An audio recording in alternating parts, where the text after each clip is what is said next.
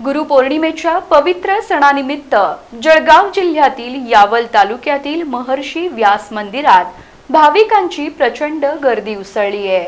गुरूंचे गुरु म्हणून ओळखल्या जाणाऱ्या महर्षी व्यास यांचे हे देशातील एकमेव मंदिर असल्याचं मानलं जातं। या मंदिराला शेकडो वर्षांचा इतिहास आहे आणि अशी आख्यायिका आहे की याच ठिकाणी महर्षी व्यास यांनी महाभारतातील काही अध्याय लिहिले होते। गुरुपौर्णिमेच्या निमित्ताने आज या मंदिर परिसरात यात्रेचं आयोजन करण्यात आलं असून देशभरातून लाखो भाविकांनी महर्षी व्यास यांच्या दर्शनासाठी गर्दी केली आहे। जळगाव जिल्ह्यातील यावल तालुक्यात असलेले महर्षी व्यास मंदिर हे देशातील एकमेव मंदिर म्हणून प्रसिद्ध आहे। गुरुपौर्णिमेच्या पवित्र दिवशी आज या मंदिरात भाविकांनी दर्शनासाठी मोठी गर्दी केली आहे। सकाळपासूनच मंदिर परिसरात यात्रेचा उत्साह दिसून येतोय। देशाच्या कानाकोपऱ्यातून आलेले लाखो भाविक महर्षी व्यास यांच्या दर्शनासाठी आणि आशीर्वाद घेण्यासाठी दाखल झाले आहेत।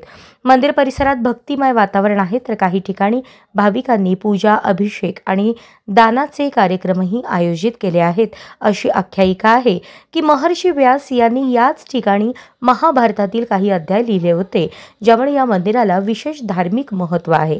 गुरुपौर्णिमेच्या या शुभदिनी भाविक आपल्या गुरूंच्या प्रती कृतज्ञता व्यक्त करताना दिसतायत।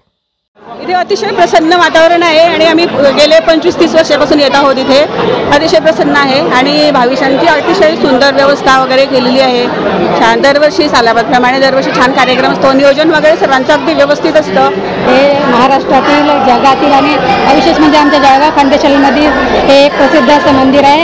इथे महर्षी वेदव्यासांनी ऋषींनी अध्याय लिहिले, बरेचसे भगवद्गीतेतले अध्याय लिहिलेले आहेत आणि 4 वेद याचा वगैरे त्यांनी अभ्यास केलेला आहे। तर आज गुरुपौर्णिमेच्या दिवशी आम्ही इथे येऊन म्हणजे खूप धन्य वाटतं मनाला।